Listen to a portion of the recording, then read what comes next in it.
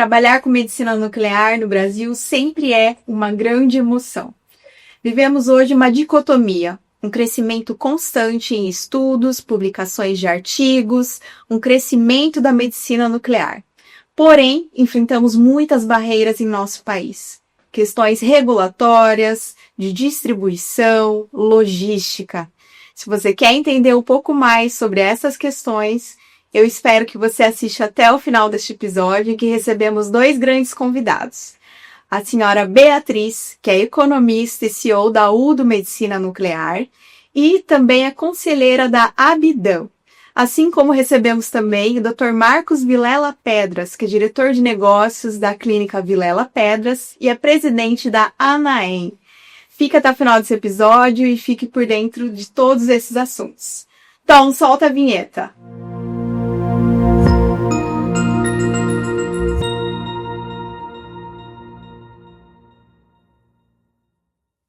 Olá, sejam bem-vindos a mais um Medical Exotalks, o primeiro podcast dedicado aos bastidores da medicina nuclear. Mais uma vez, recebemos com muito carinho o Dr. Marcos Vilela e a senhora Beatriz Leme para esse bate-papo incrível. E, Dr. Marcos, vamos já começar então com uma questão que tem sido publicado, alguns estudos que têm revelado um possível crescimento da medicina nuclear no país nos próximos 10 anos. Porém, nós observamos que o investimento em infraestrutura não tem acompanhado este crescimento. O senhor concorda com esses estudos, essas publicações? Qual que é a sua visão sobre este assunto? Bom, muito falado, obrigado pelo convite, obrigado por poder participar dessa conversa de alto nível, né? Realmente, olhando os últimos 20 anos, fica muito otimista a gente acreditar no crescimento dos próximos 10. Né? A gente teve de 2005 até 2025, a gente teve um crescimento da medicina nuclear em torno de 6%. 6%. Ou seja, 20 anos vai crescer 6%. E esse aumento foi mais nos últimos 5 anos devido ao PET-CT. Se você dicotomizar a medicina nuclear em medicina nuclear convencional, PET-CT e terapia, você vai ver que a medicina nuclear convencional, que outrora fora o grande tracionador de pacientes, vem, ao longo do tempo, caindo o número de atendimento. Né? Você vê o miocárdio está diminuindo em todas as regiões. E não só miocárdio, todos os exames. E tem diversas explicações para isso. Agora, a questão da defasagem dos valores que nós recebemos, realmente, acho que pode ser uma grande questão. A tabela SUS, desde 2009, não tem qualquer reajuste. E de 2009 para cá, a gente teve em torno de 190% de IPCA, 200% de IGPM. Né? O salário mínimo em 2009 era R$ 465. Hoje é R$ 1.518. O gerador era 1.000 e poucos reais. Hoje é 6.000, o gerador de 1.500. Então, essas questões ficam muito complexas. Né? De poder ter coragem de investir em medicina nuclear convencional. Tem outro dado também importante. Esse ano, a empresa Siemens vendeu um aparelho de medicina nuclear que não foi para licitação. E eu não acredito que a concorrente tenha vendido nenhum. Entendeu? Ou seja, é porque o médico nuclear não quer investir na renovação dos maquinários? Não. É porque realmente com dólar a 5,6, 5,7 e a remuneração é completamente estagnada, fica muito complicado de ter o payback desse investimento todo. Então eu vejo com muita reticência. Tá? Qualquer tipo de otimismo na medicina nuclear convencional. No PET-CT talvez tenha um pouco mais de possibilidades, mas a questão logística é muito importante, principalmente para as cidades médias, que não tem aeroporto, que conseguem receber de forma diária o SDG, então impacta muito o crescimento do SDG. A interiorização do Brasil fica muito impactada por isso. Então, e a terapia, talvez a terapia seja um caminho mais realista desse crescimento da medicina nuclear. Perfeito. Beatriz, como que você tem visto essa questão do crescimento e investimento para que isso realmente aconteça na medicina nuclear? Você tem uma visão diferente ou semelhante? Eu concordo com o Marcos. Eu acho que realmente a gente não tem esse crescimento. Ela é um platô. Vem desde. Eu acompanho esses números, acho que desde 2007, 2002. Ele vem no crescimento da população, né? Agora mesmo eu fui olhar os dados, porque achei que seria interessante, um dado interessante para a gente falar. Eu estava na expectativa de que, com o aumento da tabela nossa aqui do estado de São Paulo, né? Da tabela SUS paulista, esse viesse refletir no aumento dos procedimentos aqui no estado de São Paulo, mas isso não aconteceu. Nós tivemos aí os 5% de crescimento que continua. Mas a gente não pode ser pessimista, não é? Eu acho que a gente tem que acreditar que através de um trabalho que a gente faça, que a gente divulgue, que a gente fale mais sobre a medicina nuclear, eu acho que ela tende a crescer. Realmente, a parte de PET, a parte de terapias, lógico, isso sem dúvida nenhuma teve um crescimento monstruoso, né? Ele nasceu fora do Estado, né? Ele nasceu pela iniciativa privada. Então, acho que isso é um dado bastante importante para nós, né? Em relação às terapias, já acho um pouco mais difícil que a gente venha, assim, ter um crescimento veloz, visto as dificuldades regulatórias, não é? Toda essa parte aí de registro e tal, isso é complicadíssimo em relação ao Brasil, né? Mas a gente tem que ser otimista. Perfeito. Um outro ponto que tem aumentado muito em todos os setores da medicina é o uso da telemedicina e da inteligência artificial. Você, Dr. Marcos, começando primeiro, acha que isso pode auxiliar nessa questão da expansão logística da medicina nuclear? De alguma forma pode ajudar no crescimento da especialidade? Em relação à telemedicina, isso já é presente, né? Isso não é futuro. Eu mesmo aqui na clínica, a gente tem alguns médicos que lavam para a gente em outros estados, inclusive em outros países, né? Obviamente que tem que se resguardar ainda o médico presencial, mas por não dar conta do movimento todo lá da clínica, a gente acaba utilizando essa ferramenta.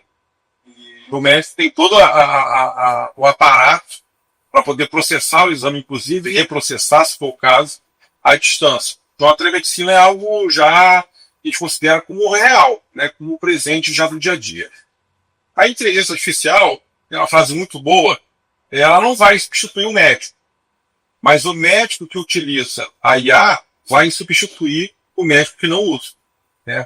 A gente tem testado algumas ferramentas de processamento aqui com IA, principalmente o PET-CT, e realmente assim, a velocidade que ela consegue nos dar informações em estudos comparativos, por exemplo, é assustadoramente impressionante. Eu, positivamente, obviamente, o médico nuclear está sempre ali presente para conferir, para orientar a IA. Mas o que é feito realmente tem nos agradado muito. Entendeu? Agora, com certeza, não me sinto nem um pouco confortável de deixar uma IA fazer um laudo. Acho que ainda não é por aí. Vai ser um dia, talvez, mas eu não sei se a gente está muito próximo desse dia. A telemedicina é algo que a gente já usa já há algum tempo, com assim, muita segurança. Perfeito. E Beatriz, na sua rotina? A gente usa, mas eu vejo assim que isso não se tornará favorável, né, ao crescimento nosso. Porque o nosso problema maior é uma questão de logística, né? Em termos de transporte de material, em termos de equipamentos, o nível de investimento do serviço de medicina nuclear. Mas eu acredito que ajude, né? Principalmente em lugares onde tem alguma dificuldade de ter o médico mais presente. De qualquer forma, o médico nuclear vai ter que estar dentro do serviço indispensável em relação às normas que existem, né? Mas a inteligência artificial, acho importante, acho super interessante, realmente ele tem razão, né? Quem não usar vai ser substituído. Ela é importante no ganho, acho que na produtividade, no ganho de velocidade das leituras de laudo, né? No ganho de velocidade do próprio equipamento. Eu acho que tem muito a contribuir, sim, sem dúvida nenhuma. Ótimo. E, doutor Marcos, a gente tem observado que o senhor tem participado ativamente lá na Câmara, né, com relação à abertura de mercado da medicina nuclear, devido à instabilidade do principal fornecedor, que é o IPEM, e também sobre a incerteza do reator multipropósito brasileiro. E essa questão da abertura de mercado, eu queria que o senhor falasse um pouquinho. O senhor acha que existe um monopólio real no Brasil com relação ao fornecimento de radiofármacos? Realmente, como disse aqui um médico amigo meu, o meu campo de batalha mudou, né? Hoje não sou mais médico, né? A minha vida agora realmente é Brasília, porque o que a gente precisa resolver, grandes entradas da conexão nuclear, tem que ser discutido lá. E eu coloco três pontos aqui principais.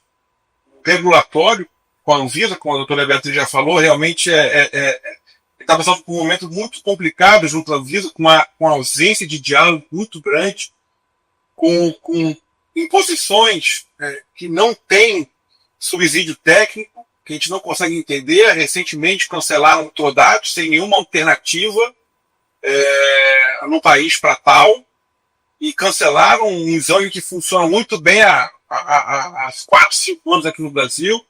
A gente tem a questão do adicional, que me parece que, no primeiro olhar, pode parecer algo financeiro, mas a questão do periculosidade, de salubridade, é algo que tem que estar muito à vista de quem trabalha fora do grande eixo do Rio de São Paulo, não por questões dentro da clínica. Obviamente que na clínica tende a ser positivo, porque o adicional de periculosidade incide sobre o salário base, o insalubridade sobre o salário mínimo.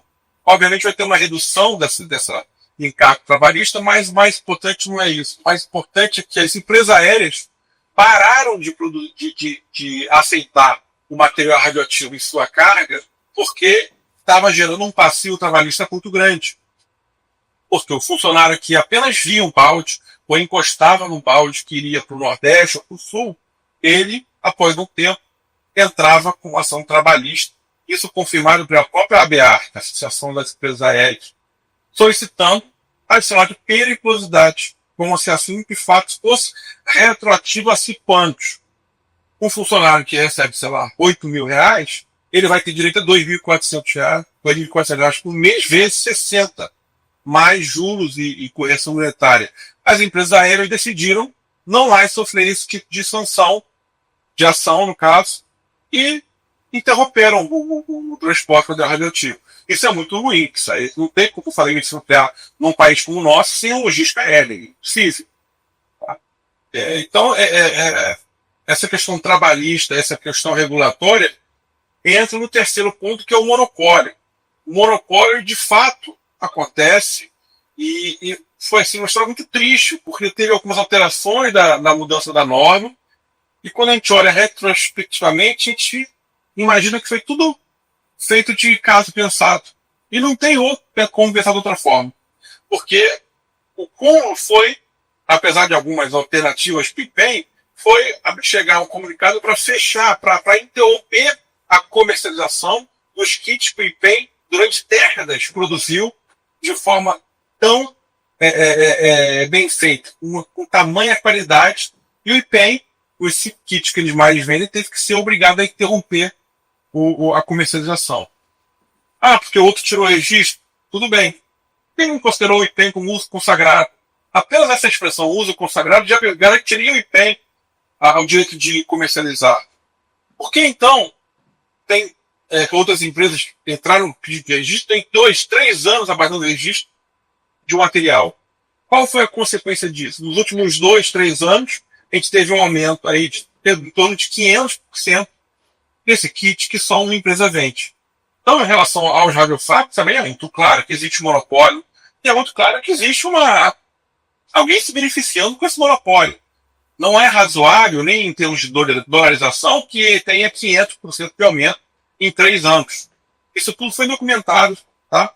A ANAEM fez uma documentação muito extensa, e a gente, após diversas tentativas sem sucesso e infrutíveis, a gente fez uma ação no TCU contra a Anvisa,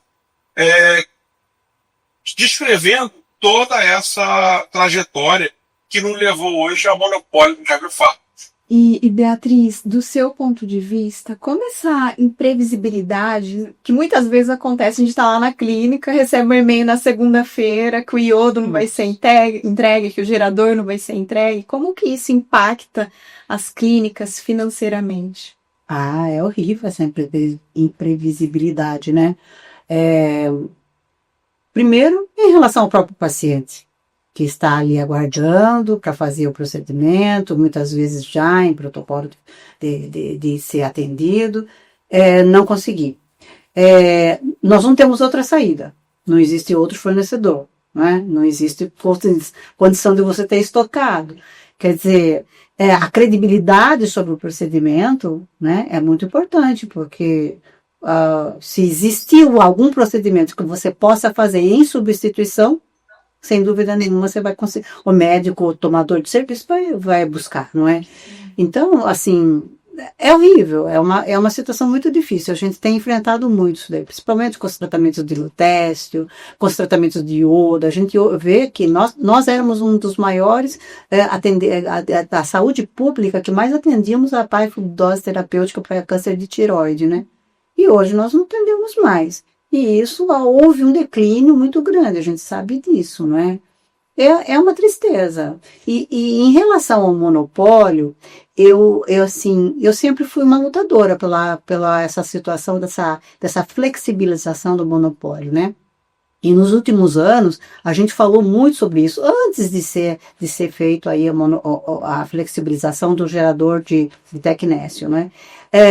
Nós não estamos preparados para isso. Eu acho que quando foi feito essa flexibilização, o que deveria ter acontecido é um retrabalho da estrutura de mercado, né? Nós nascemos num mercado monopolista. A medicina nuclear nasceu isso, ela enxerga esse mercado ainda. Ela troca de um monopólio para outro monopólio. Este é o grande problema. Porque se nós não fizermos um estudo total dessa estrutura de mercado, nós não vamos conseguir sair disso, não é? Nós vamos continuar nessa questão do monopólio. Existe o monopólio do iodo, existe o monopólio do tecnésio, e vai continuar tendo monopólio, né? Dos kits, e vai continuar tendo monopólio. Se a gente não fizer uma reestruturação do mercado em si, né? A questão tributária, as questões de importações, as questões regulatórias, existe todas, né? Esse número de questões que devem ser feitas. Não é simplesmente deliberar, né? Que o mercado não é mais um mercado monopólio. Isso a gente saiu do colo da mãe para parar no colo da madrasta. Foi mais ou menos. Não, foi isso. Em relação a essa imprevisibilidade, não sei se a Beatriz também passa isso lá na troca dela, eu recebi aqui 3 processos cíveis contra a clínica devido à falta do iodo. Sim. Entendeu? E eu vou explicar obviamente a gente fala essa parte, explicou, infelizmente a gente não recebeu o material, a gente recebe de uma empresa, no caso até público. Doutor, deixa eu falar uma coisa com o senhor.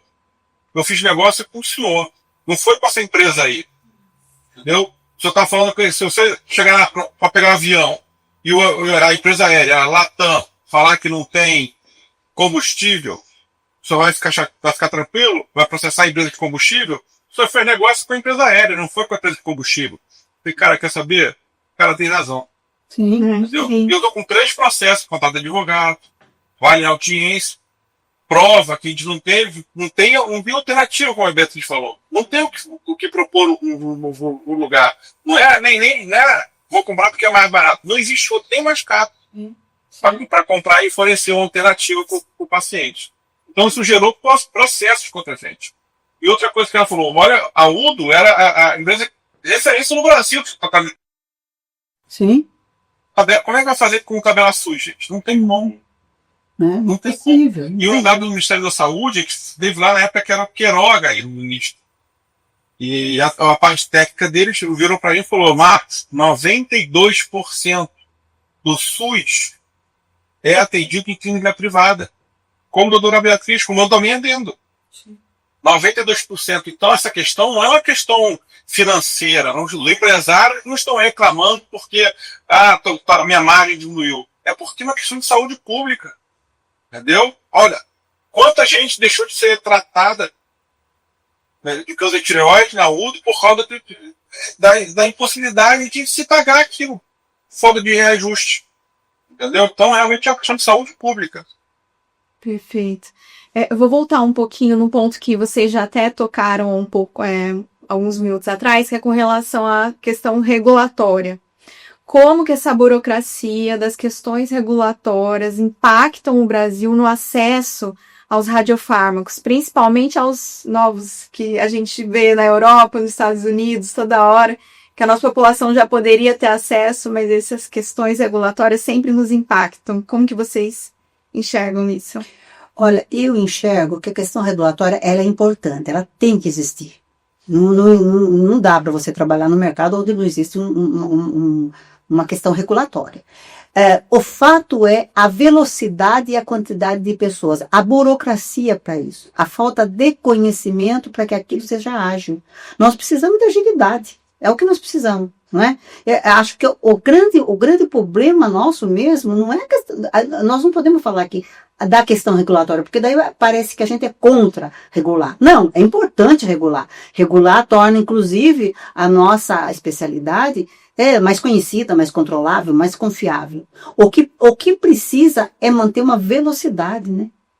Neste quesito do regulatório. Essa é ágil, né? Sim, sim. A gente conhece que existem casos que são extremamente ágeis, né? Entendeu? Olha, assina embaixo, que a Beatriz falou, porque é exatamente isso. A ANAEM, na posição de presidente, também na posição de diretor de negócio, nós somos completamente a favor do regulatório forte. Completamente. Tem que existir um regulatório forte. Principalmente na área nuclear.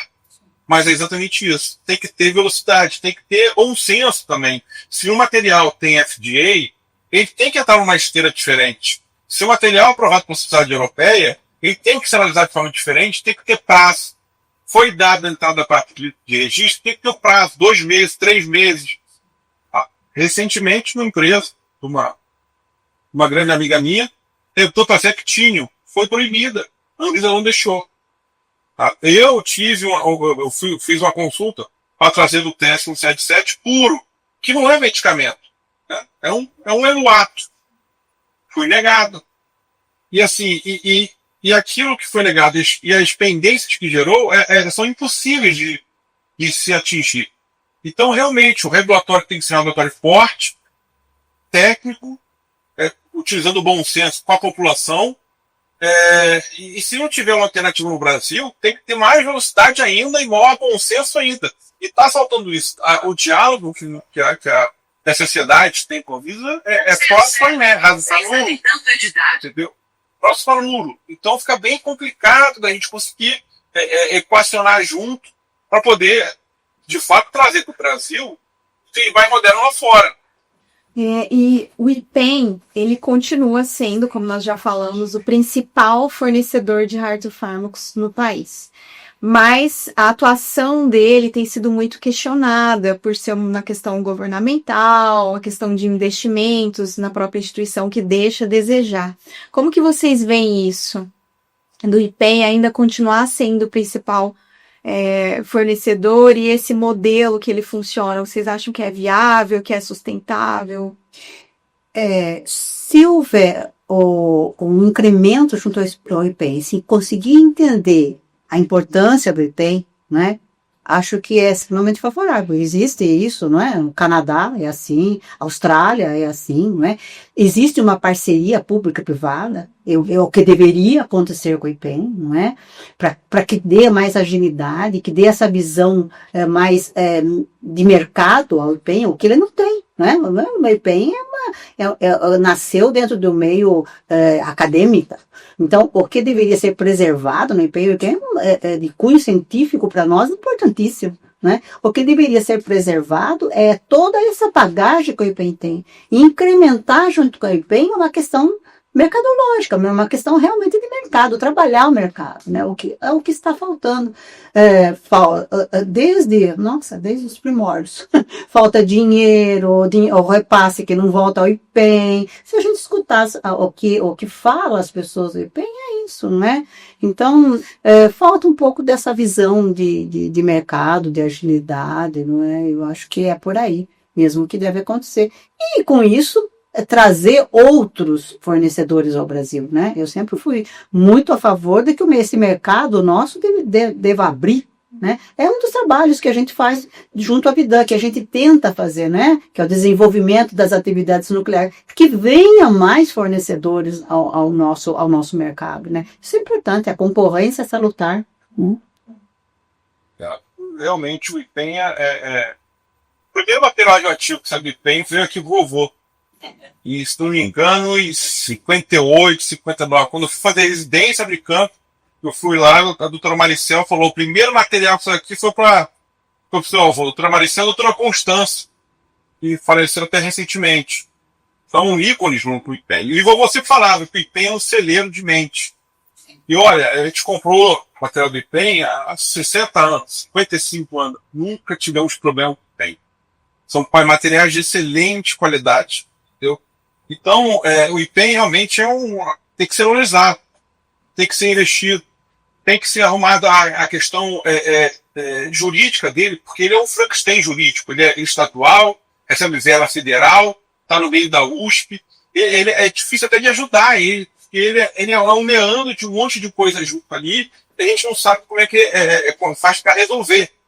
A ANAEM tem tentado junto ao governo de São Paulo para ver se consegue olhar para o IPEM de forma mais carinhosa e trazer o IPEM para o governo de São Paulo. É uma das ideias que nós temos. O IPEM não pode morrer, isso é fato. Tá? O IPEM não pode morrer. E eu vou explicar. Ele precisa de investimento, ele precisa de RH, tudo isso. Mas todo o conceito das tabelas que nós temos junto aos convênios e a tabela SUS é feita baseada nos valores que nós temos do IPEM. Entendeu? Caso o IPEM, só aqui, o IPEM amanhã não tem mais, o gerador a alternativa do gerador que existe hoje, ele aniquila a medicina nuclear convencional. E não é porque a empresa é malzinha, porque tem que pagar imposto, tem que pagar logística, é muito complicado, só dá para fazer 2, 3 geradores por vez, não pode ratear o frete, tem vários complicadores que fazem que o preço seja impraticável para se tornar uma alternativa ao IPEM.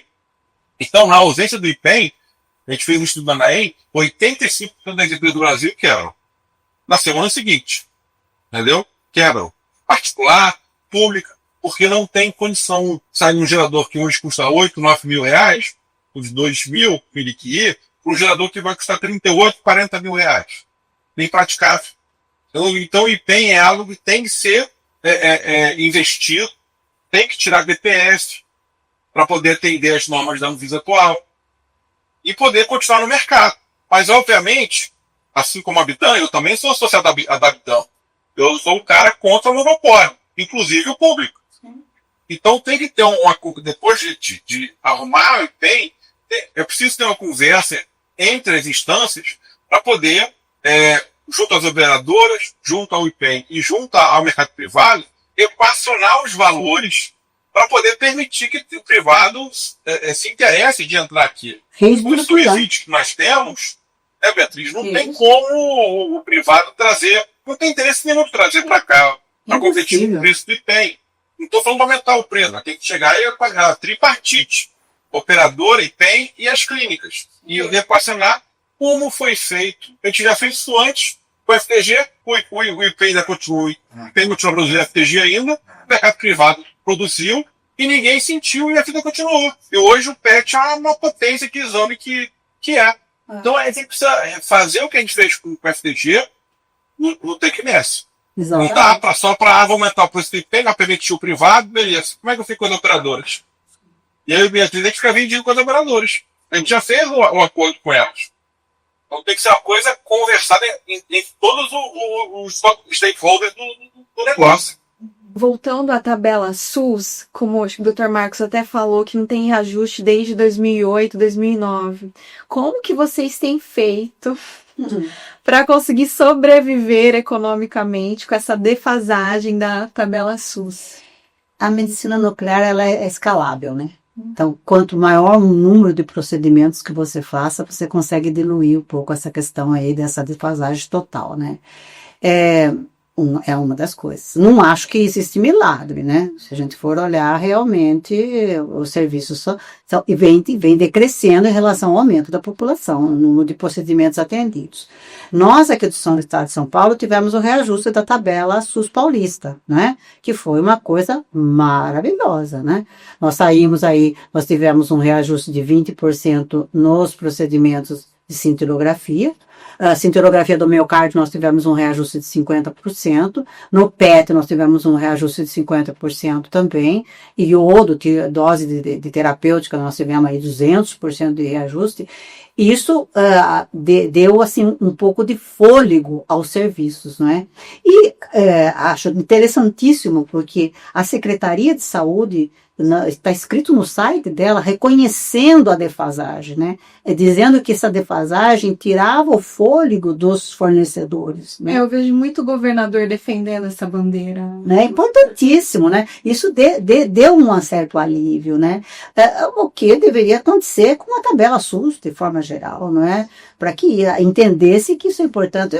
A Sociedade de Medicina Nuclear já fez milhões de estudos e já entregou ao Ministério a situação disso daí. O que impacta para o Ministério um reajuste dentro da tabela SUS? Impacta 0, qualquer coisa por cento. Porque nós representamos 0,6% do volume de CDD realizado. Então, quer dizer, não é nada, né? Sim. Seria um reconhecimento da importância da medicina nuclear dentro dos atendimentos de saúde. Bom, e, doutor Marcos, o Theranostic, ele tem sido assim, uma das meninas dos olhos da medicina nuclear, tem crescido a passos largos, mas a gente observa que a Anvisa e a ANS não têm acompanhado essa evolução. Como que a sociedade, de modo geral, pode contribuir para que essas entidades acompanhem essa evolução da medicina nuclear? Olha, em relação à ANS, eu até entendo essa dificuldade, porque ela tem uma relação ali com as operadoras de amor e ódio, né? Então, tudo que é novo tende a ser um pouco mais caro. Então, a aprovação junto à ANS, junto ao rol da ANS dessas terapias, tendem a ser longas por si só, haja visto que o PET-PSMA até hoje não foi incorporado e trata-se do exame, inegavelmente, traz muito benefício. Em relação à Anvisa, realmente a gente não consegue ter diálogo, a gente não consegue ser escutado, do ponto de vista assim, que é técnico. Recentemente, a gente teve uma audiência pública lá em Brasília para se tratar desse ponto de Anvisa, onde a Anvisa também não compareceu. Entendeu? Na audiência pública, com a presença colocada pela doutora Adriana Ventura, com a presença de deputados na bancada para assistir, e a Anvisa não compareceu.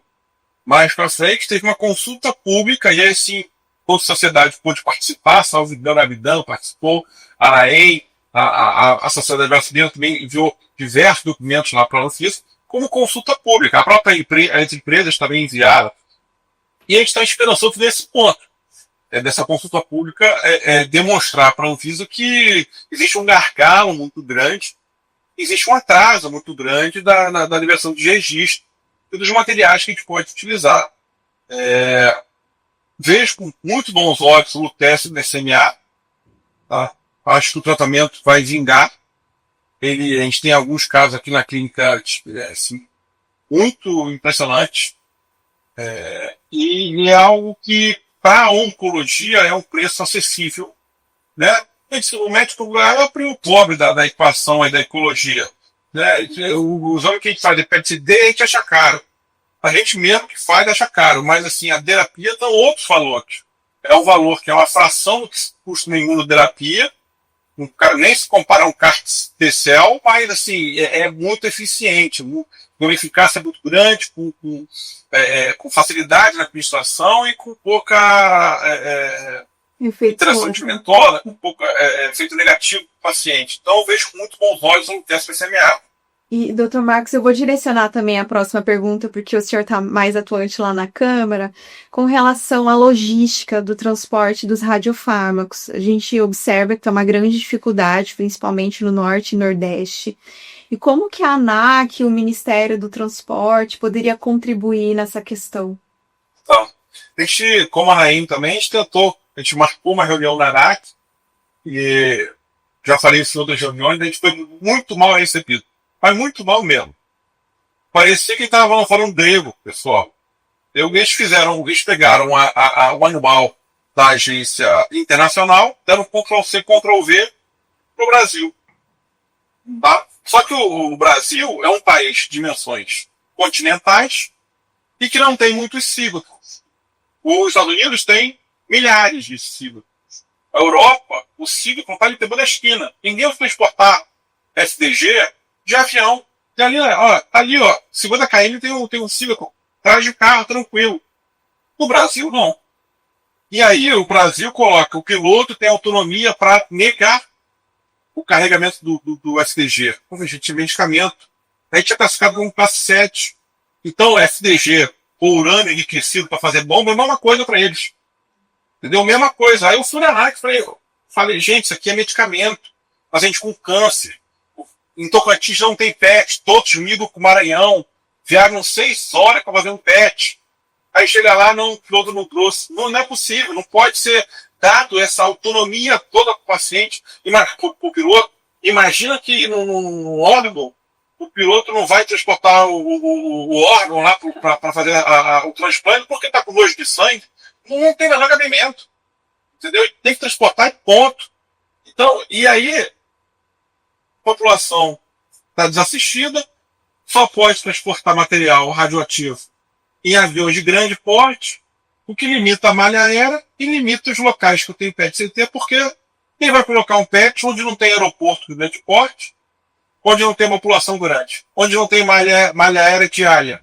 Como é que você vai viabilizar um PET que está custando aí 8, 9, 10 milhões de reais, sendo que você vai receber material radioativo uma vez por semana? 2 vezes por semana? Não tem como. Então, qual é a nossa sugestão? Não adianta só reclamar, né? Qual é a operacional do dia a dia? O material entra no avião, decola, pousa, e o material vai para onde? Não vai para Fiorino? Vai para qualquer Fiorino. Por que não pode se transportar em avião de pequeno porte? Em aviação executiva? Em aviação comercial? Em Cirrus? Em Phenom? Porque esses aviões podem pousar em aeroportos pequenos.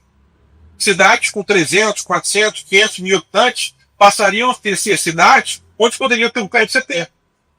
Entendeu? Porque ele receberia uma vez por dia, ou dia sim, dia não, material oriundo da própria produtora.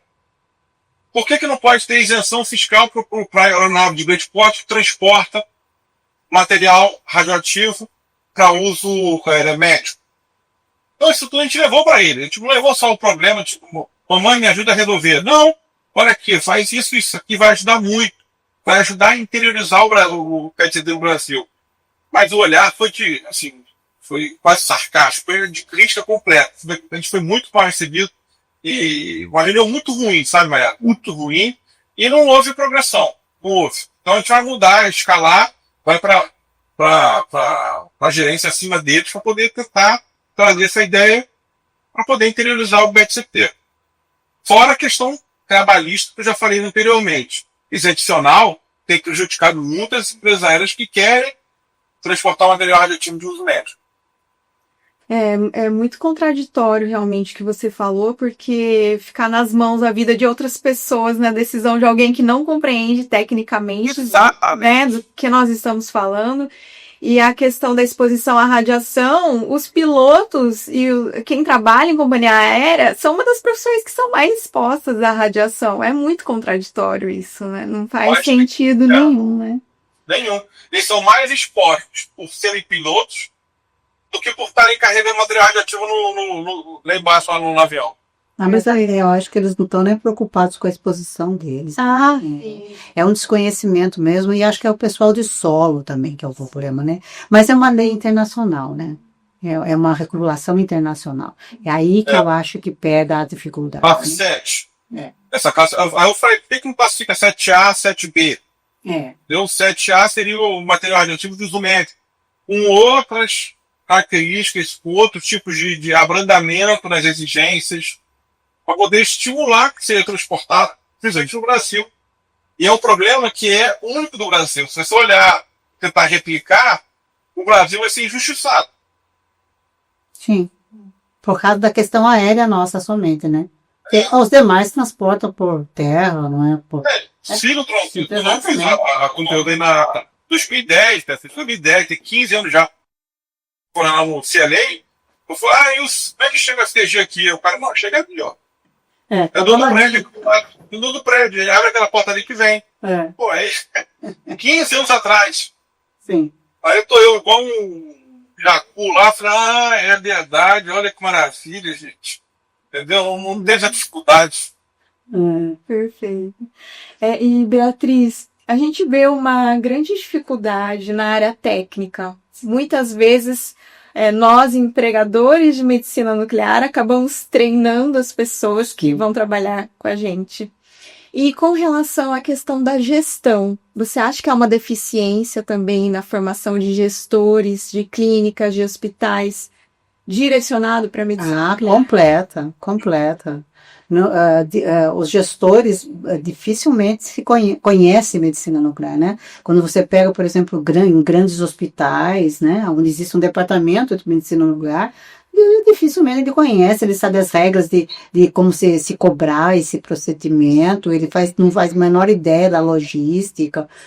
E com certeza existe, né? A gente fala muito da dificuldade dos técnicos, da parte de enfermagem, ou da parte de médico mesmo, mas na parte de gestão, então, é mais nulo ainda, né? É muito complicado mesmo. Quando você vai conversar, por exemplo, com o convênio não faz a menor ideia. Né? Ele discute ainda se você está estocando ou não está estocando material, né? Por que você não vai fazer um deflator na UR? São coisas assim que acho que precisaria. Eu até proponho aí a ANAEM, não é? Junto com a Bidan, com a Sociedade de Medicina Nuclear, começar a treinar, né, gestores para a área de medicina nuclear, né, colocar dentro dos cursos de formação de administração hospitalar a área de medicina nuclear, porque é completamente diferente se você vai fazer gestão de uma clínica de radiologia propriamente dita, só única, exclusivamente, e se você tem uma medicina nuclear, né, precisa entender disso, precisa entender da gestão mesmo, precisa conhecer o que você está falando, né.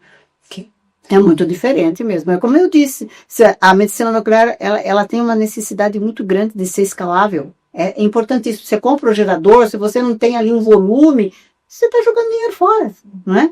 Essa visão o gestor precisa conhecer, né? Sim. E eu estou fazendo até a minha culpa, né, como médico, né? Que faculdade de medicina tem alguma matéria de administração médica, hospitalar, liderança de pessoas, tributária, trabalhista? Nenhuma. Nenhuma. Nenhuma, não. É um déficit mesmo, acho que em todas as áreas da saúde. E eu vou trazer aqui uma questão de redes sociais. Eu recebo muitas mensagens, às vezes no Instagram, LinkedIn, de pessoas que querem entrar nesse mundo da medicina nuclear, perguntam a minha opinião. Aí eu digo que dependendo do dia eu tô mais otimista, dependendo do dia eu tô menos otimista. Como que vocês poderiam engajar essas pessoas, estimular essas pessoas a entrarem na nossa área? Bom, vou falar o seguinte, a gente compra ação em baixa. Porque há 15 anos ninguém queria fazer pediatria. Quem fez hoje está super contente. Medicina nuclear hoje tem residências excelentes com vagas sobrando, ociosas. Isso em algum momento vai ser cobrado. Isso. Daqui a 15, 20 anos vai ter uma escassez de médico nuclear. Se vão ser substituídos pela IA, não sei ainda. Mas será necessário, porque em algum momento esses entraves a gente vai resolver. Com a Bidan, com a sociedade, com a imprensa, a gente vai resolver. E aí vai precisar de médico nuclear e não vai existir. Entendeu? Eu sou um pessimista, mas eu sei que no final eu acho que vai dar certo. E é o que eu penso, acho que vai dar certo. No momento não está muito bom, mas é um momento bom de entrar. Parece loucura, mas. Mas assim, passa um investimento de médio e longo prazo. Entendeu? Porque hoje o INCA, gente, o INCA não tem residente há 3 anos. Não tem residente de medicina nuclear. Eram 4 residentes por ano. Não tem, há 3 anos que não tem nenhum. Entendeu? Então, isso uma hora vai aparecer. Seja com terapia, seja com PET-CT. Uma hora vai precisar de médico nuclear e eu acho que vai passar por uma escassez. Então, o momento de entrar, eu acho que seria agora, confiando realmente que em 5, 10 anos vai ter uma melhora do cenário, panorama econômico. E melhorando o panorama econômico, todo mundo aqui é médico empreendedor. Quer botar para fazer, para funcionar, comprar mais aparelho, aumentar a clínica, botar o aparelho mais rápido, precisa de mais médico, fazer mais laudo. Medicina nuclear é escalável. Como a doutora Beatriz falou, é exatamente isso. Então precisa de gente, precisa de tudo, né? Mas de médico realmente vai passar por um escassez muito grande. Então eu já com um pouquinho de cabelo branco, eu já falaria, olha com carinho, porque, mas não tá pagando muito bem, não tá. Mas vai pagar. Entendeu? Vai pagar. Se o panorama, o empresário é muito chorão, mas é porque ele realmente está numa situação cara e coça. Melhorando o panorama, com certeza, melhora para todo mundo. Entendeu? E tem uma analogia que eu uso que é o seguinte: o medicina nuclear na Vila Pedras, todo dia é como se fosse um avião. O avião vai decolar. Tá? Vai decolar com o paciente lá na frente, que é Petrobras, Bradesco, tem um espaço um pouco maior, é o mesmo avião, tá? Mesmo avião, mesmo piloto, mesmo tudo. E tem um decolar com o pão atrás. Entendeu? Passando 10 vezes e tal, mas vai no mesmo avião. Entendeu? Perto do banheiro, é um pouco mais barulhento, mas anda no avião. E aí tem passagens com custo de diferença ali no meio. Isso é medicina nuclear. Agora, quem quer decolar com avião vazio? Medicina nuclear não decola. Entendeu? Tem que estar cheio. E aí tem espaço para o SUS, tem espaço para qualquer tipo de convênio, dos melhores. Entendeu? E lá, no dia a dia, você faz essa diferenciação. Mas, se não decolar com avião cheio, se não for escalável, a medicina dela não vira. Hoje também acreditar aqui que tem algum local que tem medicina nuclear top, aquela que tem roupão da Trussol, da Trussat, não funciona. Todo mundo que tentou isso deu para trás. Entendeu? Medicina nuclear é escalável. E eu botaria, assim, para resumir, né? Eu falaria para o médico fazer medicina nuclear hoje. Apesar do horizonte de 2, 3 anos não ser muito agradável, mas se melhorar o panorama político não econômico, com certeza vai faltar médico. Eu acho que o ponto crucial que você disse é a questão do médio e longo prazo, que é muito difícil para essa geração que está chegando compreender isso, né? Isso é verdade, tudo para ontem, né? Sim. E, doutor Marcos, outra questão é com relação à Sociedade Brasileira de Medicina Nuclear, a ANAEM, a ABDAM, como que vocês poderiam se unir para montar um plano nacional para que ocorra um desenvolvimento da medicina nuclear? Eu acho que as 3 são complementares. O ABDAM tem um capital político impressionante. O doutor Celso Cunha faz um trabalho espetacular. A Sociedade Brasileira com um corpo técnico intocável. E a ANAEM vem aí, a mais novinha delas, com um olhar estritamente educativo, financeiro, tributário. O olhar não médico da coisa. Como a gente falou há pouco tempo, o médico não faz administração hospitalar na faculdade. Ele aprende na marra quando ocupa uma posição desse gênero. Na ANAEM, a gente só tem médico dessa posição. Seja eu, seja os membros da minha diretoria, todos são donos de serviço, com um olhar enviesado para a questão financeira da coisa, da viabilidade financeira. Então, eu acho que essas 3 unidades são complementares. A gente consegue dar muito subsídio dizendo que hoje é um momento muito complicado de ter alguma lucratividade. Isso impacta os salários, impacta tudo, impacta na troca de aparelho. A sociedade vem com uma força, uma capacidade técnica impressionante sobre todos os temas da medicina nuclear, e a Bidan vem com uma força política muito grande. Teve apoio Nuclear Legacy da Bidan, foi um sucesso, falei lá também, e assim, a plateia altamente bem colocada em relação à política. Entendeu? Diversos cargos ali disputando o setor nuclear. Então, tem que agir de forma complementar. E Beatriz, se você pudesse escolher uma única mudança-chave hoje para que a medicina nuclear se desenvolvesse melhor no nosso país, seria o término do reator multipropósito, tirar a burocracia das questões regulatórias, ou então um reajuste ainda maior da tabela SUS? Qual que você escolheria? Não posso escolher os três. O doutor Heber disse que é um. Não, tem que ser os três, não tem outro jeito. Porque não daria certo. Só se resolvesse só a questão regulatória, não daria certo, não é? Nós continuaríamos com o gargalo. Eu acho que o principal mesmo seria o reator. Né, o reator. A gente sabe que isso é uma coisa que vai ainda, né, acontecer por muito tempo, essa conversa do reator, mas o principal seria, realmente, se a gente for enxergar, o crescimento da área nuclear seria por esse lado aí. A tabela, sem dúvida nenhuma, resolveria momentaneamente, não é? Mas vamos imaginar que resolvesse o problema da tabela, mas a gente não tivesse material, não ia adiantar absolutamente nada, não é? Então, teria mesmo que ser os três, não é? E complementando aí a questão das associações, eu acho que seria importantíssimo que todos entendessem, né? A Abidan, a ANAEM, a Sociedade de Medicina Nuclear, entendesse que o trabalho deve ser realmente em conjunto. São trabalhos complementares. E o nosso mercado é muito pequeno.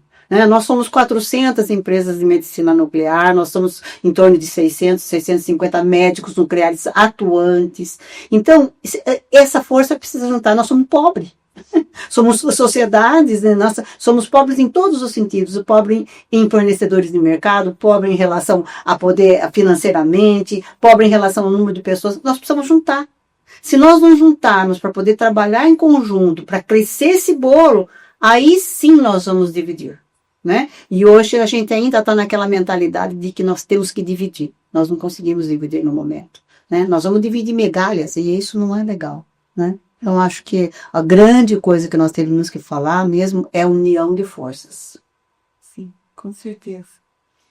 Bom, e se vocês então, para finalizar, se vocês pudessem resumir qual seria o futuro da medicina nuclear no Brasil, como que vocês descreveriam? Cintilante.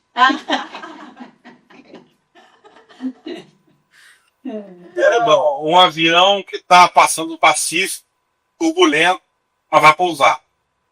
Perfeito. É isso.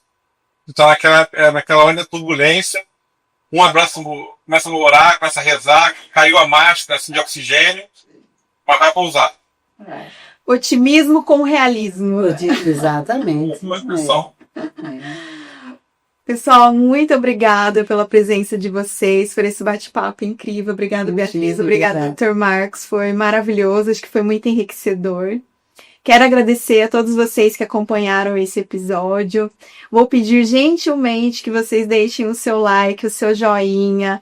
Escrevam também nos comentários se vocês têm sugestões, se ficou alguma dúvida, se tiver alguma crítica, que nós iremos responder com muita atenção e carinho. Se inscreva também no nosso canal para receber mais conteúdos como esse. Essas ações são muito importantes para o YouTube entender que este conteúdo deve chegar para o maior número de pessoas. E se vocês desejam o crescimento da medicina nuclear, é muito importante que vocês nos ajudem a compartilhar. Esperamos vocês no próximo episódio do Médico Exotalks.